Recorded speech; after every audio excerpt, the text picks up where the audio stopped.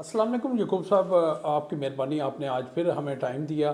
पाकिस्तान और न्यूजीलैंड की टीमों के दरमियान सीरीज़ का आखिरी मैच खेला जा रहा है और 2-0 से पाकिस्तान को नाकामी का सामना है। सीरीज़ का आखिरी मैच है। न्यूजीलैंड के दौरे में हमने क्या कुछ कमाया, वो भी आप बताएं कि कुछ हमें हासिल भी हुआ या नहीं। जी यकूब साहब। देखिए, जो जैसे आपने कहा कि 2-0 से पाकिस्तान हार रहा है, तो ये तो एक्सपेक्ट किया जा रहा था कि पाकिस्तान ये सीरीज़ हार जाएगा। जैसे ही न्यूजीलैंड ने पाकिस्तान में परफॉर्मेंस दी थी, पाकिस्तान में उसने हराया दो दो मैचों में, तो पाकिस्तान को तो लगता तो ही था अपनी कंपटीशन में ज़ाहिर पाकिस्तान को इस तरह शिकस्त होगी और पाकिस्तान की नई टीम चली गई थी। तो ये रिज़ल्ट तो कोई गैर मुतवक्का नहीं था, ये चीज़ें ऐसी थी। लेकिन जिस जिस मार्जिन से हम हारे हैं वो बड़ी तशवीशनाक है और ये हमें पीसीबी को सोचना पड़ेगा कि कहाँ पर गलती हो रही है इनसे। मैंने पहले भी कहा था कि ये यहाँ पर जो सिलेक्शन का मेयार है उसमें काफ़ी क्वेश्चंस हैं और आकिब जवेद को इन चीज़ों को क्लियर करना चाहिए। लेकिन आपने कहा कि जो क्या पाया, तो मेरे ख्याल में अगर देखा जाए तो मेरे ख्याल में दो लड़के जो स्पॉट आउट हुए हैं, उसमें एक सुफियान मुकीम है और आकिफ़ है। ये मेरे ख्याल में पोटेंशियल है कि ये इंटरनेशनल, अगर इनको शेप अप किया जाए, इनकी जो कमज़ोरियाँ इनको अगर रिमूव किया जाए, इन पर काम किया जाए, इनको ज़ाया ना किया जाए जैसे हमने पहले बहुत से अपने खिलाड़ी ज़ाया किए हैं, तो मेरे ख्याल में ये दोनों लड़के काफ़ी लंबी क्रिकेट खेलेंगे और अच्छी क्रिकेट खेलेंगे पाकिस्तान के लिए। तो ये अब मैं सुफियान जब पहले भी खेल चुका है, लेकिन इस दफ़ा उसको सही टाइम दिया है, उनको थोड़ा चांस मिला है उसको। उसको जब भी चांस आपने दिया उसने परफॉर्म किया है। यकूब साहब, एक वक्त था कि पाकिस्तान टीम लंबे अरसे तक T20 की नंबर 1 टीम रही है और उसको कामयाबियों पर कामयाबियाँ मिलती रही हैं। अब न्यूजीलैंड के दौरे में हम 4-1 से ये सीरीज़ हार गए और वनडे सीरीज़ में भी जैसा 2 की कमी है। क्या ये सीरीज़ हम कह सकते हैं तजर्बात की भेंट चढ़ी है? देखिए, तजर्बात तो आपको करने पड़ने थे। जैसे आपके सीनियर लड़कों ने परफॉर्म नहीं किया हुआ था, ऑन ग्राउंड पर इतने बुरी परफॉर्मेंस दी है, फिर अमेरिका से मैच हार गए ये वर्ल्ड कप में। तो अब ये आपको नए चांस तो देना पड़ना था, क्योंकि सीनियर के एक होता है ना, जैसे मैंने पहले भी कहा था, मेंटल बैरियर आ जाता है। तो मैं ख्याल लड़कों को सीनियर में एक मेंटल बैरियर आ गया हुआ था, तो नए लड़कों को चांस तो देना पड़ना था। लेकिन तशवीशनाक बात है कि उनमें वो पोटेंशियल नज़र नहीं आया।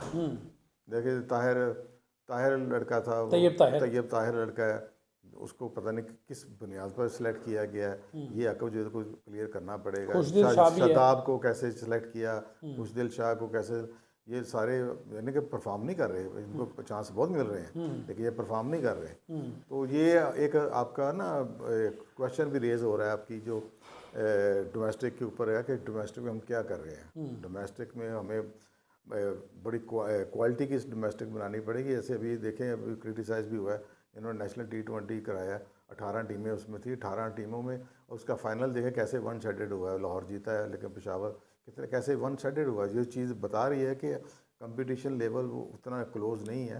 तो इनको पुराने सिस्टम पर जाना पड़ेगा कि 8 टीमें खेलें Tier 1 में, और दूसरी जो है ना वो Tier 2 में खेलें, और जो Tier 2 की टीम हो वो ऊपर आ जाए और 8वें नंबर की टीम वो नीचे चली जाए।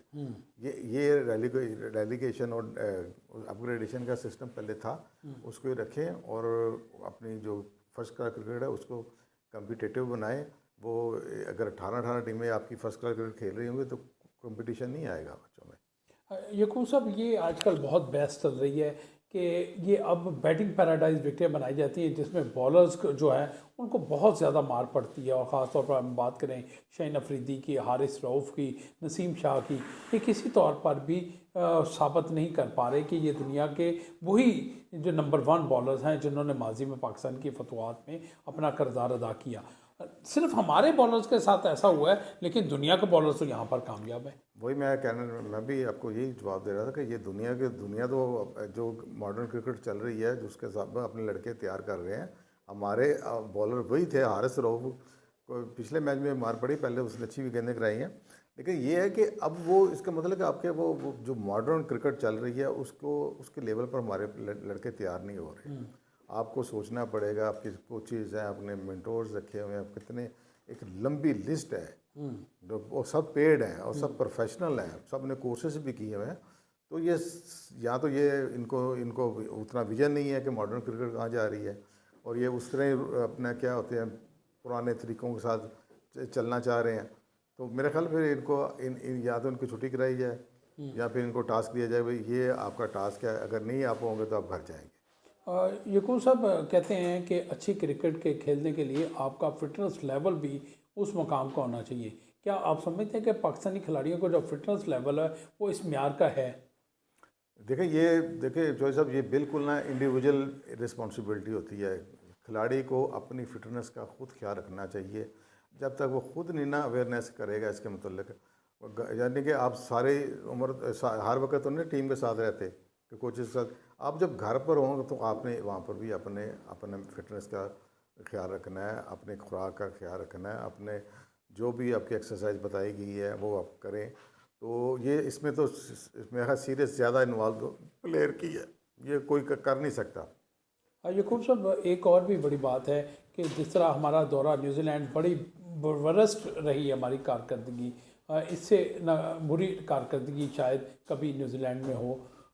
अब क्योंकि दौरा न्यूजीलैंड के फौरी बाद पाकिस्तान सुपर लीग का मेला सज जाएगा, ये खिलाड़ी मुख्तलिफ टीमों में बढ़ जाएंगे और वहाँ पर जाके खेलेंगे और वहाँ पर वो अपनी परफॉर्मेंस को एक मरतबा फिर अपने होम ग्राउंड पर साबित कर देंगे।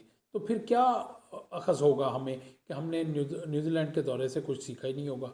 देखिए जो साहब, देखिए ये तो सबसे बड़ी बेवकूफ़ी है कि PSL को आप अगर कंपेयर कर रहे हैं, कंपैरिजन कर रहे हैं इंटरनेशनल इंटरनेशनल क्रिकेट क्रिकेट के से। साथ, जैसे हमारी सबसे बड़ी बेवकूफ़ी है। ये वो लेवल नहीं है, चाहे वो IPL हो, चाहे ये लीगें हैं, इसमें 4 लड़के टॉप के खेल रहे हैं एक टीम में, 6 खेल रहे होंगे टॉप के, बाकी तो सारे वो जूनियर होते हैं, आपको पता है, जैसे ऐसे ही सेलेक्ट की जाती अगर है। दो इमर्जिंग प्लेयर्स का ठीक है, खिलाना भी तो ज़रूरी जब है। आप किसी इंटरनेशनल मैच में किसी कंट्री के साथ आते हैं तो उनका बेस्ट आ रहा होता है, वो सारे 11 जो प्लेइंग 11 होती है वो बेस्ट होती है, वो 19-20 का ही फ़र्क होता है उनका। तो ये PSL, ये IPL, ये तो एक कमर्शियल चीज़ें हैं, लोग कमा रहे हैं, पैसा कमाओ और चल रहा है, रोज़ी रोटी लगी हुई है। और लोगों को भी ये देखना चाहिए कि इसकी बुनियाद के ऊपर सिलेक्शन नहीं कम से कम होनी चाहिए। सिलेक्शन आपकी होनी चाहिए, 4 डे क्रिकेट के ऊपर ज़्यादा जोर हो, 1 डे क्रिकेट की हो, उस पर आपकी सिलेक्शन हो जी। PSL ये कमर्शियल चीज़ें हैं, ये मैं तो इसको इतना नंबर नहीं देता। ये वन ऑफ द क्राइटेरिया हो सकता है, वन ऑफ द क्राइटेरिया, लेकिन ये इसको कहें कि जी ये इसी पर हम टेस्ट टीम बना ली, इसी पर हमें 1 डे भी बना लेनी है, तो ये एक गलत प्लेटफॉर्म है मेरे ख्याल। अच्छा यकूब साहब आखिरी सवाल है कि जिस तरह हम अक्सर हमारी माजी में टीम जो है पिछले 5-6 साल से वो PSL की कारकर्दगी बन रही है। अब हमने आगे T20 एशिया कप खेलना है, उसके बाद हमने T20 वर्ल्ड कप खेलना है जो भारत में खेला जाएगा, जो इंटरनेशनल बड़े इवेंट्स अब मुस्तकबिल में आ रहे हैं। तो पाकिस्तान ने PSL के फौरी बाद मेज़बानी करनी है बांग्लादेश की, जहाँ पर 5 T20 मैचेस खेले जाएंगे। अब हमने क्रिकेट ही T20 खेलनी है, तो क्या यही हमारा अब प्लेटफॉर्म है PSL से अगले इवेंट के लिए टीमों का इंतखाब करना? ज़ाहिर है, देखिए अब बांग्लादेश आपको टेस्ट मैच हरा के गया यहाँ पर, ये भी एक बड़ी अलार्मिंग सिचुएशन थी। और मुझे तो जो परफॉर्मेंस लग रही है पाकिस्तान की, मुझे तो लगता है ये बांग्लादेश भी ये भी सीरीज जीत कर जाएगा यहाँ से। अब टीमें यहाँ से जीत, ये एक ख्वाब होता था किसी टीम का पाकिस्तान से आगे पाकिस्तान को हरा के जाना। पाकिस्तान अपने होम कंडीशन बड़ा स्ट्रॉन्ग होता था, लेकिन अब ये हालात आ चुके हैं कि पाकिस्तान अपनी होम कंडीशन पर भी स्ट्रॉन्ग नहीं है और बांग्लादेश इसको हरा कर गया। वेस्ट इंडीज़ ने टेस्ट कैसे आपको जीता उसने, एक टेस्ट हारने के बाद क्या, तो इसका मतलब कि पाकिस्तान की टीम में बहुत सारी कमज़ोरियाँ हैं जिनको जो इंटरनेशनल कोचेज़ हैं वो नोट कर रहे हैं, फिर उसका इलाज कर रहे हैं, और हमारे पास फिर इलाज नहीं है आगे उनका तोड़ करने का। तो ये बहुत ज़्यादा सीरियस अलार्मिंग सिचुएशन है पाकिस्तान क्रिकेट की। और एक दिन फिर अगर ऐसे चलता रहेगा तो इसके आप देखेंगे कि ब्रॉडकास्टर इनके, आप देख रहे हैं कि इन्होंने ब्रॉडकास्टर के भी इनको वो पैसे नहीं मिले इस दफ़ा, इनकी अपनी रिजर्व प्राइस नहीं मिली। उसका वजह यह है कि आपके पास वो प्रोडक्ट ही नहीं बेचने वाली। और फिर आप देखें, आपको तो इस वक्त बहुत बड़े चैलेंज का सामना करना पड़ रहा है कि आप पाकिस्तान की टीम को एक उसका जो मुकाम है असल का वो दिलाना है आपने, ताकि ब्रॉडकास्टर की मजबूरी पाकिस्तान टीम हो।